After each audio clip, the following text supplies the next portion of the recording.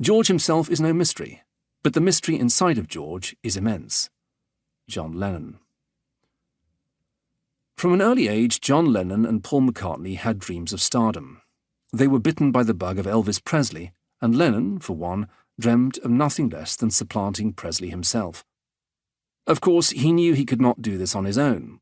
While he may have had the attitude and ambition, he lacked Presley's otherworldly voice, his raw and libidinal presence, and his innate ability to telegraph a forbidden sexuality with just the sneer of a lip and the twist of a hip. In Paul McCartney, however, John Lennon stumbled upon his near-perfect foil, a fellow Presley worshipper who was equally brash and extroverted, with the bonus of a terrific voice made for rock and roll hooting and hollering and an adorably pleasing visage. Plus, unlike Lennon, McCartney was a promising instrumentalist, one who, when his full talent flowered, could basically stand shoulder to shoulder with the best rock musicians on all the basic instruments in the rock and roll arsenal, one who could seemingly write a huge pop hit over breakfast, and one who utterly thrived in the spotlight. The duo of Lennon and McCartney, who unlike Presley would soon generate their own material, came ready-made for rock and roll.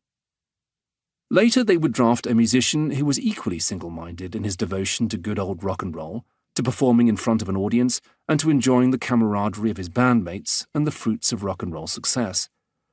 Coming from a dirt-poor background, having spent much of his youth in and out of hospital because of various ailments, and consigning himself somewhat to the background by his choice of instrument, Ringo Starr simply loved playing the drums.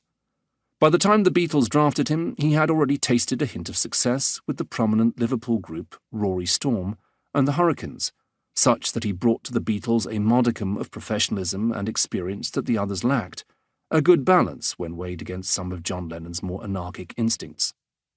And then there was George. Like his future bandmates, John Lennon and Paul McCartney, George Harrison turned into a rock and roll obsessive at an early age.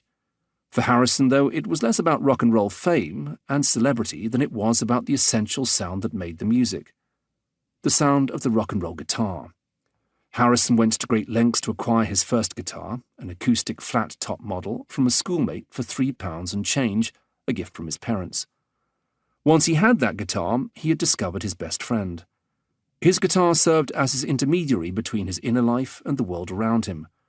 It was the sight of George cradling his guitar on a bus to and from school that first caught the eye of the like-minded Paul McCartney.